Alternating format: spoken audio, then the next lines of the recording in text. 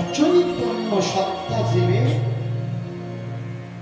পরিবারে সচেতন শ্রী চৈতন্য রূপে দয়াল ধরাই হইলে আগমন।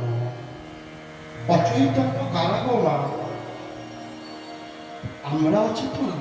বলে বাবা তোমরা যদি অচেতন হতে কষ্ট করে এখানে আসতে কি করে? আপনারা অচেতন। বলে বাবা আমরা যদি অচেতন হব তাহলে এত কষ্ট ভোগ করে কেন এখানে বসে থাকবো?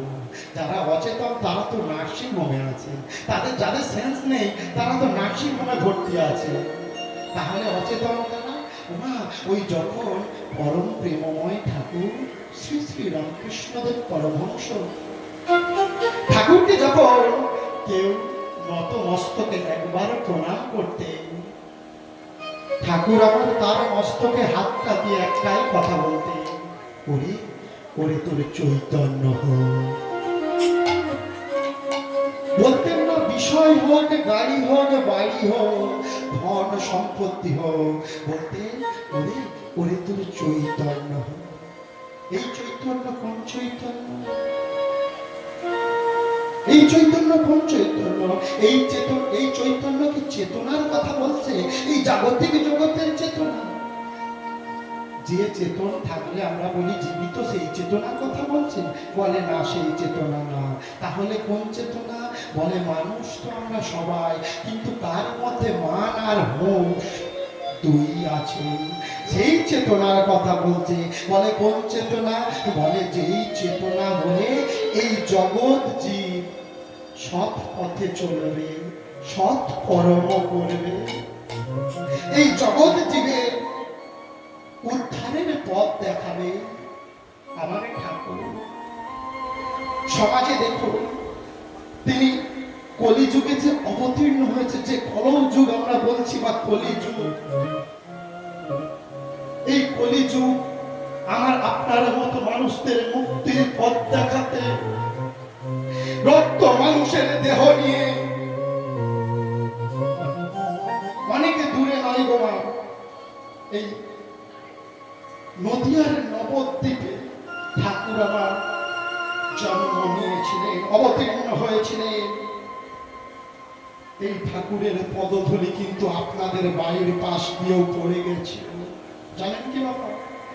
ঠাকুর আমার যখন এই বাংলা ত্যাগ করে সুদূর উড়িষ্যার পথে পা দিয়েছিলেন,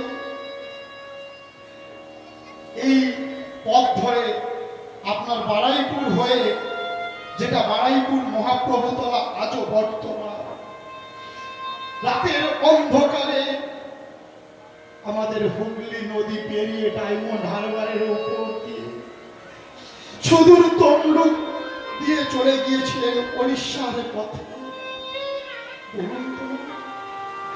যে মানুষটাকে দেখার জন্য, একটু পাওয়ার জন্য আমরা আজ পাগল হয়ে ঘুরছি, সেই মানুষটা যখন ছিলেন তখন কি তাকে আমরা এইভাবে আপন করে নিতে পেরেছিলাম? কি বাবা পেরেছিলাম? একটা বার বাংলার ইতিহাসটা দেখুন। আমাদের বলা হলো এক, আর ঘটলো আর এক। যে মানুষটার জন্য আজ এই জগৎ জীব যেদিকে তাকাবে সেই মানুষটার অবদান পাবে।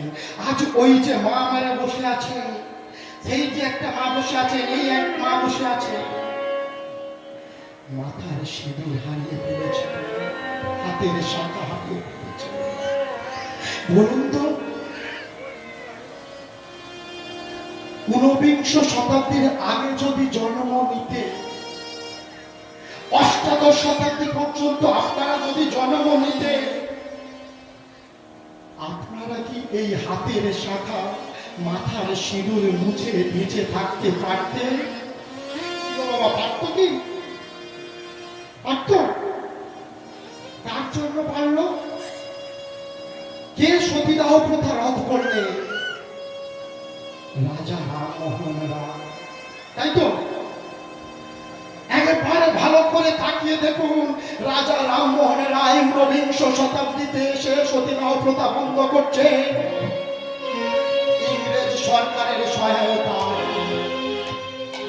কিন্তু যে মানুষটা সেই পথটা দেখিয়েছিলেন সেই মানুষটা আর কেউ না,